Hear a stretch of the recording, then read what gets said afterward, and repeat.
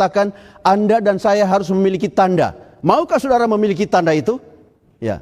Atau mungkin saudara berpikir begini, sekarang kan tidak ada lagi tanda. Ya. Itu kan cerita dahulu kala. Sekarang tidak ada lagi tanda. Mari kita coba tanya kepada Alkitab. Bagaimana dengan zaman sekarang? Apakah ada tanda? Saya ajak saudara membuka Yehezkiel 20 ayat 20. Dikatakan begini, sucikanlah segala sabatku, supaya itu akan suatu tanda di antara aku dengan kamu, dan supaya diketahui olehmu bahwa aku ini Tuhan Allahmu. Aneh kedengarannya ya, tapi ini terjemahan lama, Alkitab terjemahan lama. Kenapa saya ambil terjemahan lama? Menarik juga ini. Nanti kita akan bandingkan dengan terjemahan baru. Nah, kita lihat terjemahan barunya. Kuduskanlah hari-hari sabatku, sehingga itu menjadi peringatan di antara aku dengan kamu. Di antara aku dengan kamu, kata Tuhan. Jadi di terjemahan lama disebut itu akan suatu tanda. Di terjemahan baru disebut peringatan. Jadi tanda dan peringatan itu sebenarnya sama. Jadi sabat adalah tanda atau sabat adalah peringatan. Peringatan akan apa? Bahwa akulah Tuhan, kata Tuhan ya. Akulah Tuhan Allahmu. Jadi sabat itu adalah tanda bahwa Tuhan itu Allah dan saya ini, Edison Takasanakeng ini adalah umatnya. Dan saudara juga adalah umatnya. Sabat adalah tanda itu. Saya umat Tuhan dan Tuhan itu Allah. Ya. Yang berikut saudara, kita baca Keluaran 31 ayat 12 dan 13. Berfirmanlah Tuhan kepada Musa, katakan kepada orang Israel demikian, akan tetapi hari-hari sabatku harus kamu pelihara. Sebab itulah peringatan di antara aku dan kamu. Ingat kata peringatan tadi sama dengan tanda. Itu adalah peringatan di antara aku dan kamu turun-temurun, sehingga kamu mengetahui bahwa akulah Tuhan yang menguduskan kamu. Jadi saudara lihat di sini bahwa Tuhan berkata, kuduskanlah atau sucikanlah atau peliharalah sabatku.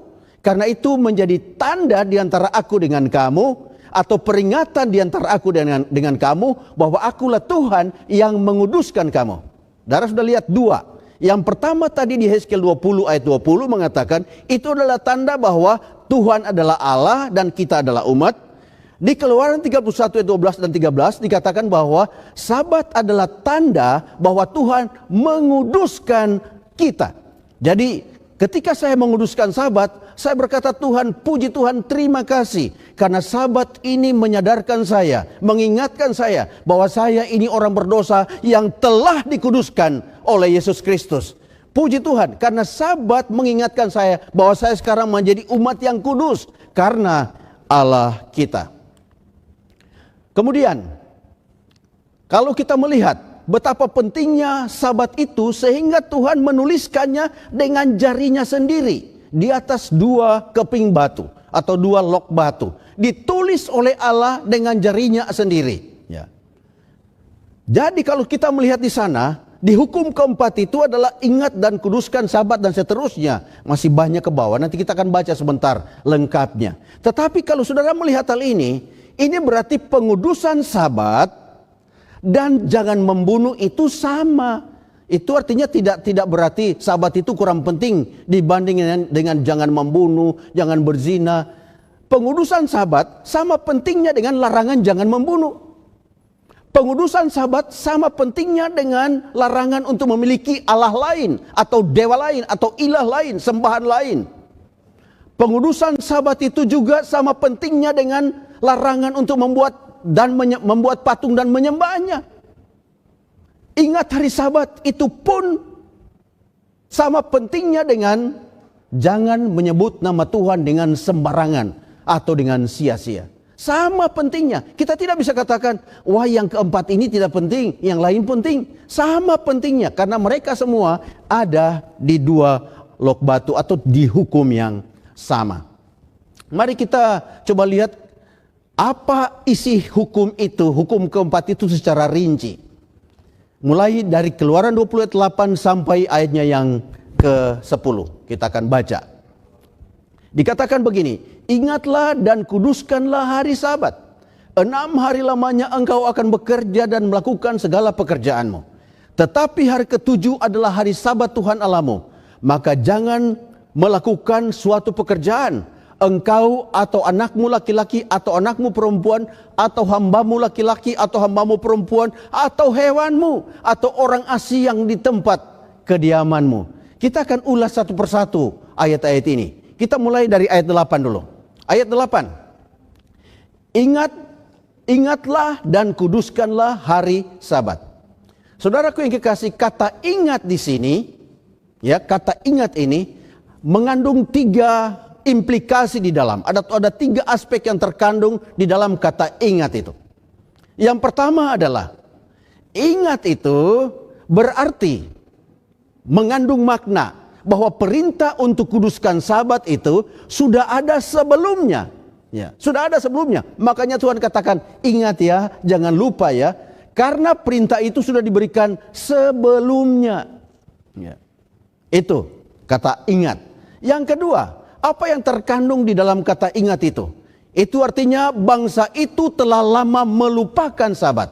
Bangsa itu telah lama lupakan Sabat. Ya. Lalu kemudian hal ketiga, kenapa Tuhan katakan ingat adalah Allah mau hari Sabat itu diingat dan dikuduskan kembali. Itu dia. Yang ketiga. Jadi 3 hal yang terkandung dalam kata ingat adalah bahwa mereka sudah, bahwa firman itu sudah diberikan sebelumnya dan bangsa itu telah melupakannya dan Tuhan mau itu diingat dan dikuduskan kembali. Kemudian kita lihat di ayat 9. 6 hari lamanya engkau akan bekerja dan melakukan segala pekerjaanmu. Coba kita cek. Hari pertama. Hari pertama itu hari Minggu. Ternyata kata ayat 9 ini itu adalah hari kerja. Hari kerja. Hari kedua itu hari Senin, hari kerja. Hari ketiga, hari Selasa, hari kerja. Hari keempat, hari Rabu, hari kerja itu.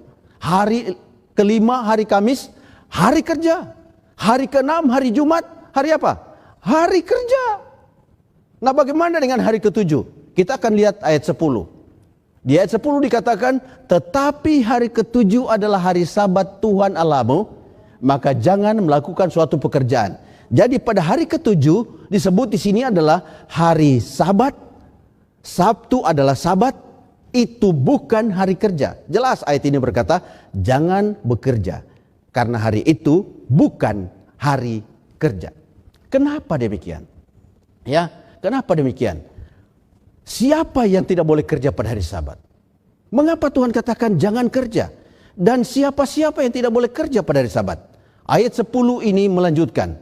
Engkau atau anakmu laki-laki, atau anakmu perempuan, atau hambamu laki-laki, atau hambamu perempuan, atau hewanmu, atau orang asing yang di tempat kediamanmu. Jangan kerja. Engkau, anakmu laki-laki, anakmu perempuan, hambamu laki-laki, hambamu perempuan, hewanmu pun jangan kerja. Atau kalau ada orang datang menumpang di rumahmu, itu pun jangan kerja. Jangan kerja. Ya. Apa alasannya? Kita lihat ayat 11. Sebab 6 hari lamanya Tuhan menjadikan langit, bumi, laut dan segala isinya. Dan ia berhenti pada hari ketujuh. Itulah sebabnya Tuhan memberkati hari Sabat dan menguduskannya. Alasannya komplit dan jelas di sini. Alasan Tuhan menyuruh kita untuk menguduskan Sabat adalah sebab Tuhan telah menjadikan langit dan bumi selama 6 hari.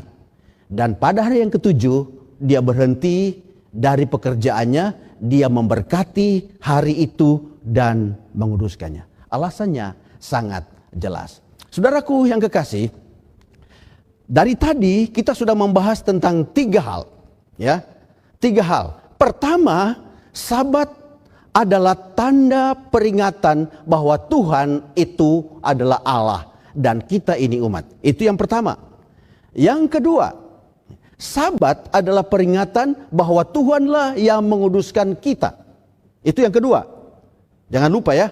Yang ketiga, Sabat adalah peringatan atau monumen penciptaan. Bahwa Allah adalah pencipta dan kita ini adalah ciptaan. Jadi kalau saya kuduskan Sabat, saya katakan Tuhan terima kasih. Karena saya ini ternyata adalah ciptaan tangan Tuhan. Saya ini bukan hasil turunan dari monyet. Saya bukan hasil evolusi. Saya ini ciptaan tangan Tuhan. Jadi ketika saya kuduskan Sabat, saya diingatkan kembali. Oh, saya ini ciptaan Tuhan. Bumi yang saya injak ini adalah ciptaan Tuhan. Tanaman yang saya makan itu pun adalah ciptaan Tuhan. Semua ciptaan Tuhan. Puji Tuhan karena Dia menciptakan begitu indah. Ya. Kalau kita melupakan Sabat, maka ajaran evolusi akan begitu gampang masuk ke otak kita. Karena kita melupakan kata-kata firman Tuhan yang mengatakan bahwa Tuhan adalah pencipta. Karena Tuhan adalah pencipta hari Sabat. Karena Tuhan adalah pencipta alam semesta. Maka setan itu sangat benci. Ya. Setan itu benci sama Tuhan. Karena setan itu benci sama Tuhan, dia juga membenci ini Sabat. Dan dia memiliki skenario besar untuk merusak tanda itu. Saudara mau tahu? Kita akan ikuti setelah lagu berikut ini. Ya. Akan ada lagu berikut ini. Saya minta kita memperhatikan lagu ini. Dan kita akan lihat sesudah ini skenario besar setan untuk merusak tanda yang Tuhan berikan itu.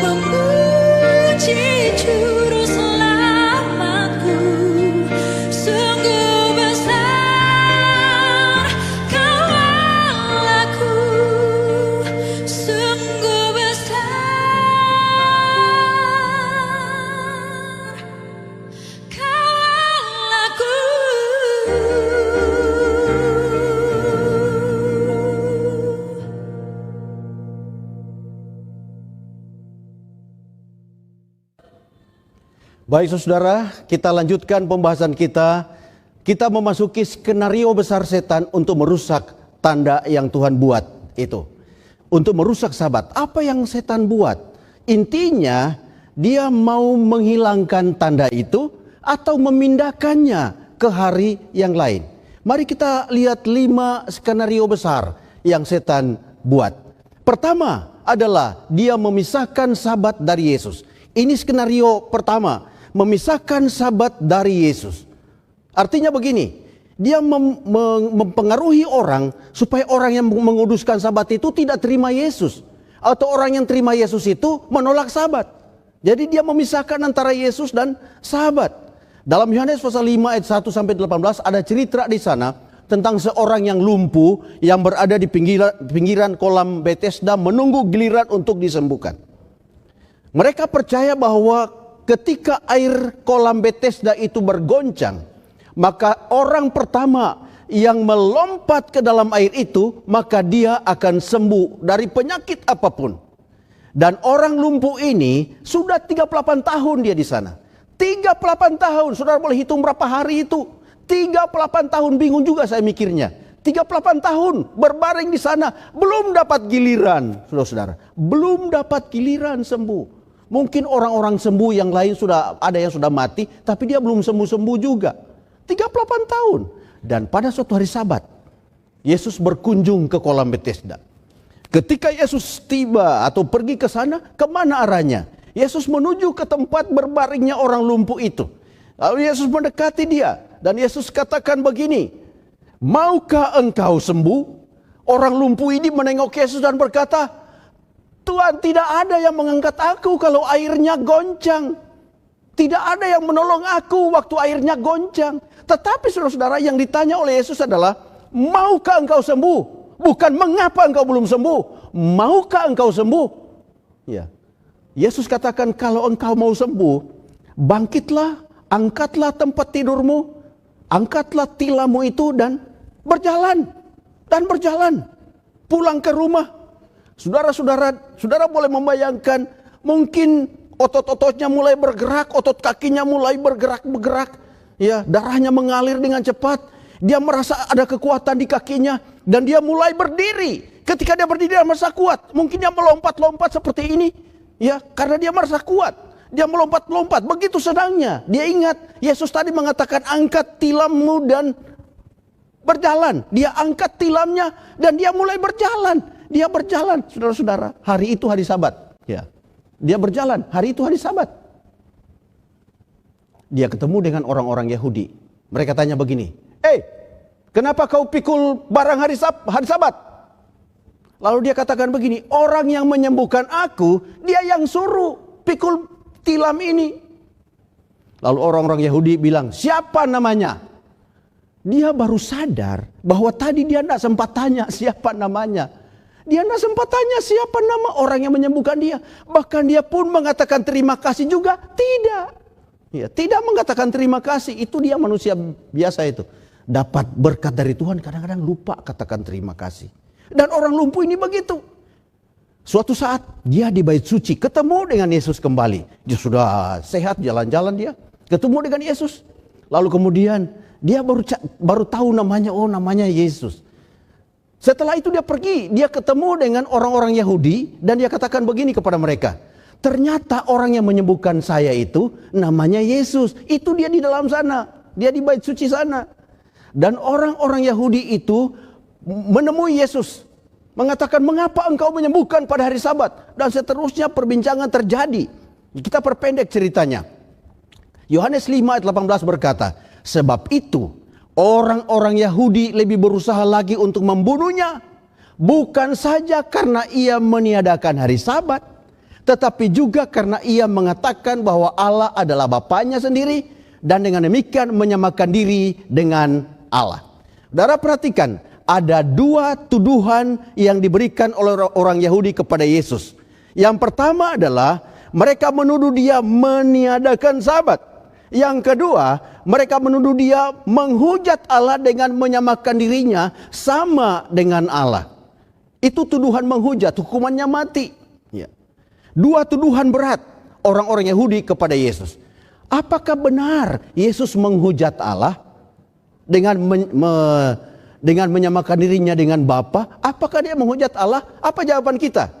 Pasti tidak. Dia tidak menghujat Allah. Demikian juga, apakah benar Yesus meniadakan Sabat? Jawabannya juga pasti tidak. Yesus tidak meniadakan Sabat. Apa yang sedang terjadi?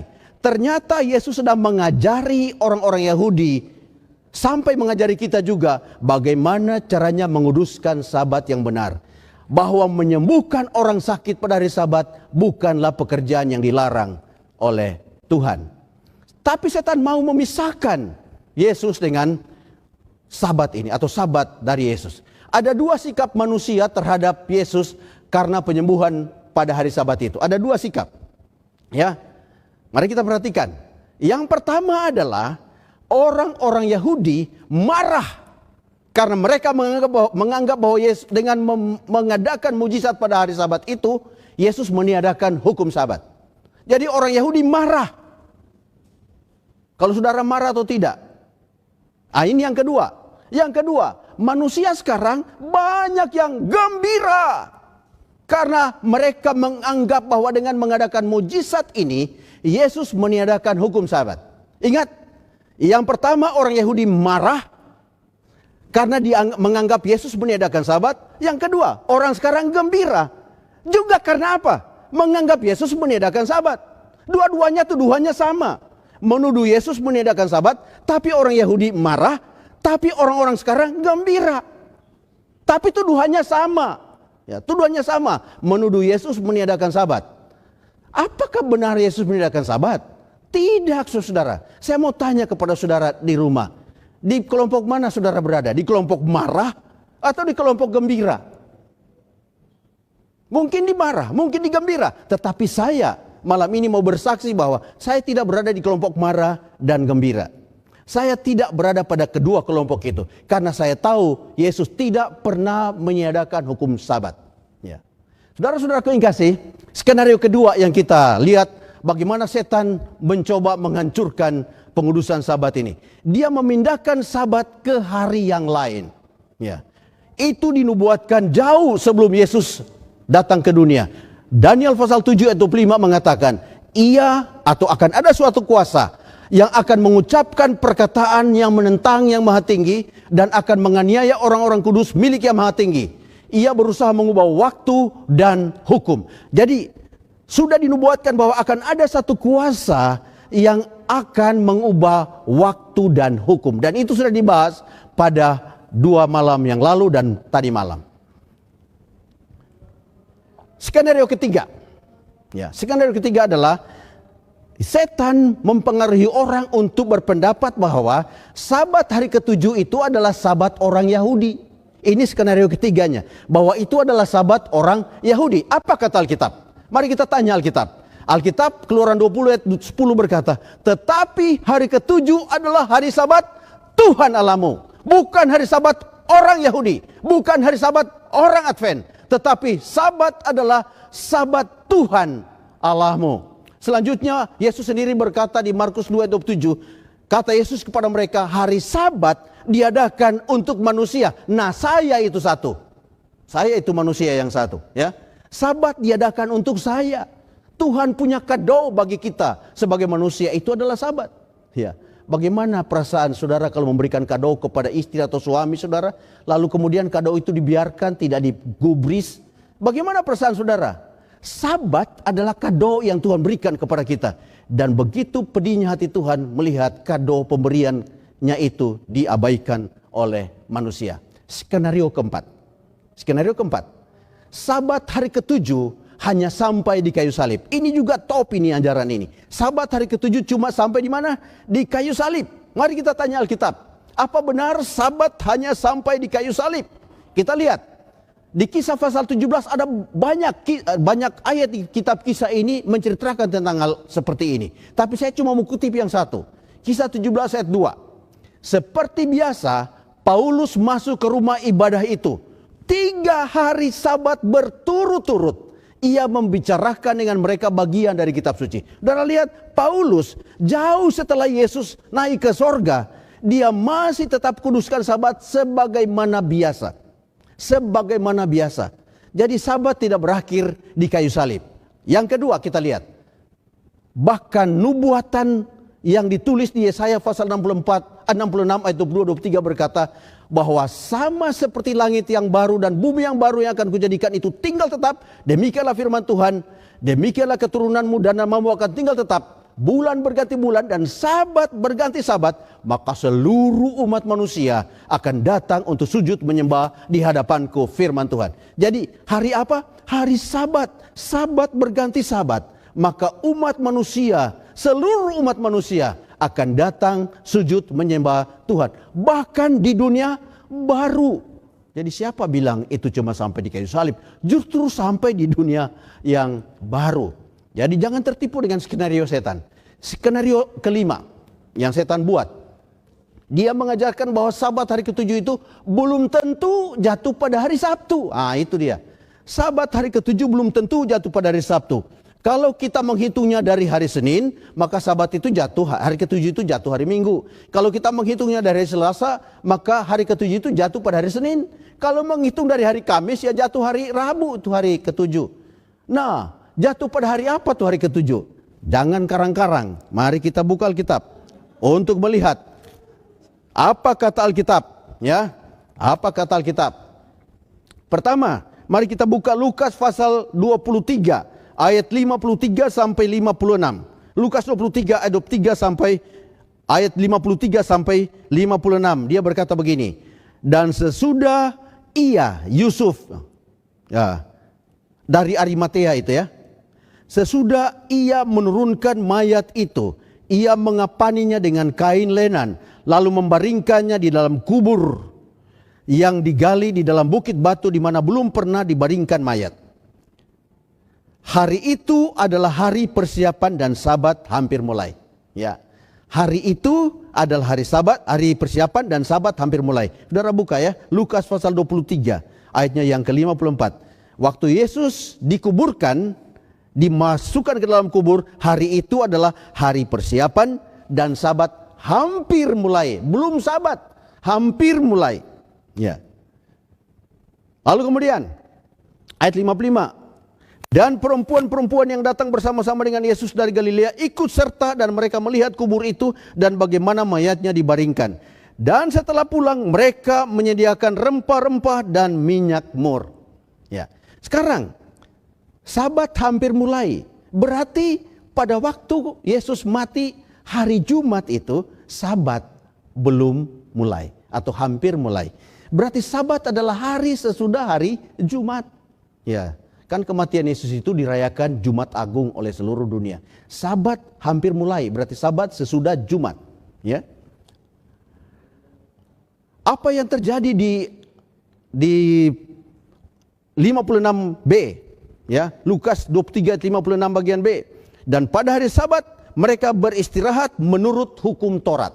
Jadi hari Sabatnya mereka apa? Istirahat menurut hukum Taurat. Jadi Sabat istirahat. Ya, dalam kubur. Ini Yesus. Lalu kemudian, apa yang terjadi di Matius pasal 28 ayat 1? Matius 28 ayat 1 berkata begini. Setelah hari Sabat lewat menjelang menyingsingnya fajar pada hari pertama minggu itu, pergilah Maria Magdalena dan Maria yang lain menengok kubur itu. Lalu kemudian mereka mendapati Yesus sudah apa? Bangkit. Saudara boleh baca Lukas 24 ayat 1 sampai 3. Pagi-pagi hari Minggu itu mereka pergi ke kubur dan mendapati Yesus sudah bangkit. Saudara lihat di sana bahwa hari penyaliban atau hari Jumat, ya, itu bukan hari Sabat. Hari Sabat adalah hari setelah penyaliban dan hari sebelum kebangkitan. Itu hari Sabat. Jelas, Sabat adalah hari Sabtu. Saudaraku yang kekasih, saya ulangi dari awal supaya saudara tidak lupa. Bahwa Allah menciptakan Sabat itu sebagai tanda. Tanda apa? Tanda peringatan bahwa Tuhan adalah Allah dan kita ini umat. Itu satu. Yang kedua, Sabat diciptakan sebagai tanda bahwa Tuhanlah yang menguduskan kita. Yang ketiga, Sabat diciptakan sebagai tanda atau monumen penciptaan bahwa Allah adalah pencipta dan saya ini dan kita ini adalah apa? Ciptaan. Dan saya mau ingatkan kembali bahwa setan begitu benci kepada Tuhan dan dia membenci Sabat. Itulah sebabnya dia membuat berbagai-bagai skenario untuk menghancurkan Tuhan dan menghancurkan Sabat. Jangan sampai saudara tertipu dengan skenario setan. Malam ini saya mau ajak saudara untuk berdiri di pihak Tuhan. Buat keputusan untuk berdiri di pihak Tuhan. Saya mau berdiri di pihak Tuhan. Saudara-saudara yang kasih, dalam Yosua pasal 24 ayat 15, saudara harus membuat pilihan. Kata Yosua kepada umat Israel, pilihlah pada hari ini kepada siapa kamu akan beribadah. Saudara harus membuat pilihan, berpihak kepada setan yang membenci Tuhan dan yang membenci Sabat, atau memihak kepada Allah, memilih untuk memihak kepada Allah, memihak kepada Tuhan yang menuntut kita beribadah dan menguduskan hari Sabat. Apa yang saudara pilih? Itu pilihan saudara. Tetapi malam hari ini saya mau katakan seperti Yosua, aku dan seisi rumahku, kami akan beribadah kepada Tuhan pada hari Sabat. Saya berdoa dan berharap semoga saudara akan bersama-sama dengan saya menguduskan hari Sabat sampai Yesus datang dan kita akan menguduskan Sabat bersama-sama di dunia yang baru. Amin.